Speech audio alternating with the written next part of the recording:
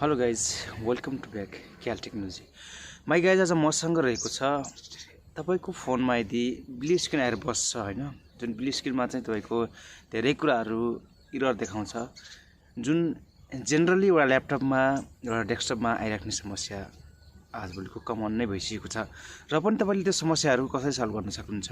तपाईले काम गर्दै गर्दाखेरि हाई लोड पर्यो भने अथवा कुनै पनि काम गर्दाखेरि तपाईको ल्यापटपमा अटोमेटिकली जुन ब्लू स्क्रिन आएर इरर देखाउँछ। जुन इररको कारणले तपाईले अन गर्नुहुन्छ, अन गरेको केही बेरमै तपाईको ल्यापटप फेरि अटोमेटिक अफ भएर जान्छ। अर्थात केही पर्सेन्टेज देखाउँछ हैन, केही इरर कोडहरू देखाउँछ जुन कोडहरूले गर्दाखेरि तपाईको ल्यापटपमा बेसिकली हामी कहिलेकाहीँ टेक्निशियन कहाँ जान्छौँ हैन, सामान्य कुरा हुन्छ, सामान्य समस्या हुन्छ तर बुझ्दैनौँ। त्यही कुरा जब टेक्निशियनले एक्सप्लेन गर्दाखेरि पनि हामी बुझ्दैनौँ। अब यस्तो केसमा हामी के गर्न सक्छौँ, जुन कुरा म तपाईलाई आज कसरी हामी इरर थाहा पाउने, जुन इररले गर्दाखेरि तपाईँ एकदमै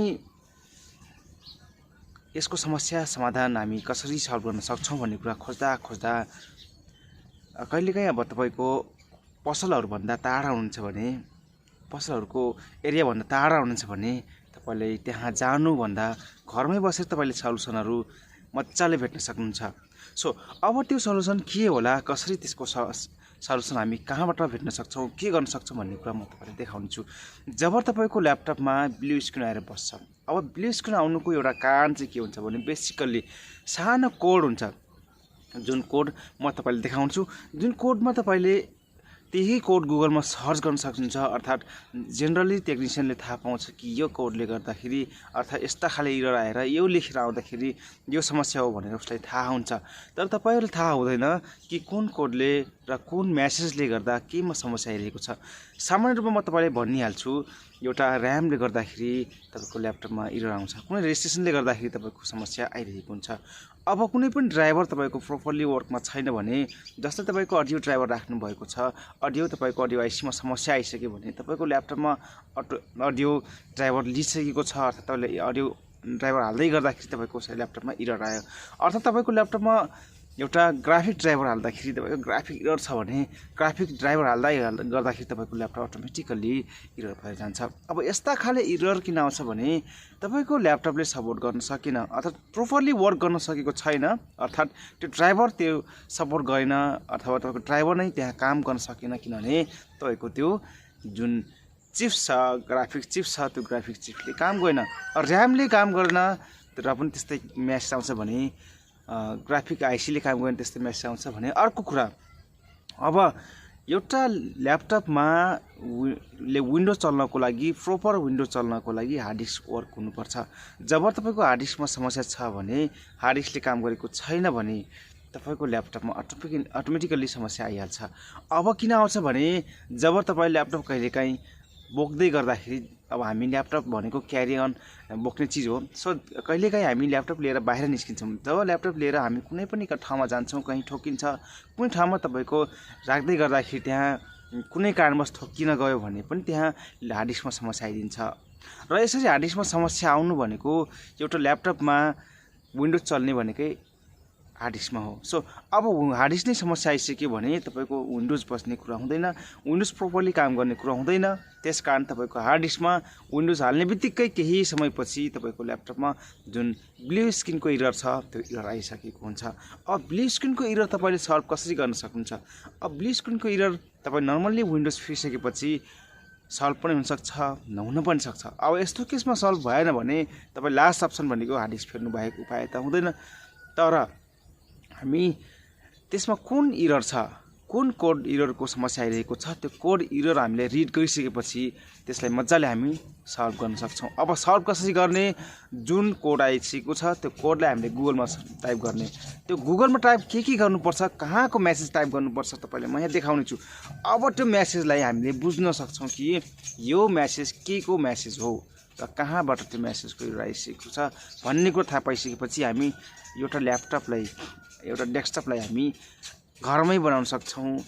घरमै हामी चाहिँ कुन चीजको समस्या छ त्यो ल्याएर हामी मजाले त्यसलाई युज गर्न सक्छौँ। अब यो विन्डोज कसरी फेर्ने, बुट कसरी गर्ने हैन, त्यो ड्राइभर कसरी हाल्ने, यो सबै कुराहरू तपाईले यदि खोज्दै हुनुहुन्छ भने मेरो नेक्स्ट भिडियोमा अर्थात् म माथिको आइकनमा चाहिँ राखिदिन्छु, जुन आइकन छ जुन जसमा म तपाईले राखिदिन्छु, जहाँ तपाईले हेर्न सक्नुहुन्छ कि हामी कसरी विन्डोज बुट गर्न सक्छौँ र पेन ड्राइभसम्म बुटेबल कसरी गर्न सक्छौँ भन्ने कुरा पनि देख्न सक्नुहुन्छ। सो गाइस, हामी ढिला गर्ने छैनौँ, भिडियोमा लाग्नेछौँ। Okay guys, let start.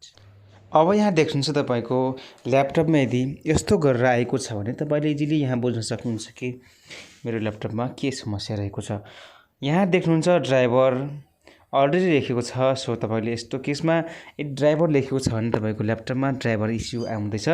तर के को ड्राइभर इस्यु छ भनेको तपाईले देख्नुहुन्छ IRQL जुन छ, नट लेस अर इक्वल भनेको छ।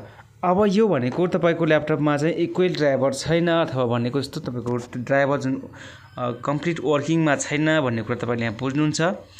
भनेको मतलब तपाईको ल्यापटपमा ड्राइभरको इस्यु छ, तर तपाईको कुन कारणले केले गर्दा आइरहेको छ ड्राइभर, त्यो कुरा तपाईले फेला पार्नुपर्ने हुन्छ। ड्राइभर हाल्दै गर्दाखेरि तपाईको कुन ड्राइभर चाहिँ इन्स्टलिङको प्रोसेसमा यो समस्या आयो भन्ने कुरा तपाईले जान्नुपर्ने हुन्छ।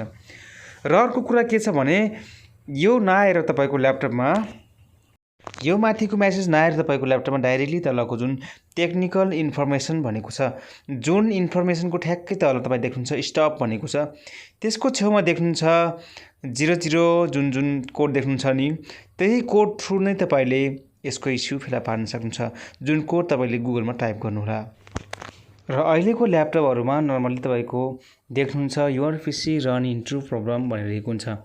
यस्तो केसमा तपाईले एउटा विन्डोज फेर्दाखेरि सल्भ हुन्छ भने अर्को केसमा के हुन्छ भने र्यामहरुले, र अर्को केसमा के हुन्छ भने कहिलेकाहीँ ल्यापटपको बोर्ड सर्किटहरुमा चाहिँ तपाईको सर्ट भइदिन्छ। कुनै पनि कम्पोनेन्टहरु एकअर्कासँग टच भयो, मानव क्यापासिटर रेजिस्टरहरु, अर्थात् तपाईको बोर्डमा कुनै ठाउँमा क्र्याक छ भने तपाईको ल्यापटपमा वर्किङ प्रोसेस रनिङमै हुन्छ तर स्टप भएर जान्छ र तपाईको पीसी चाहिँ अनमै हुन्छ भने त्यस्तो केसमा यस्तो खाले एरर आउने गर्छ।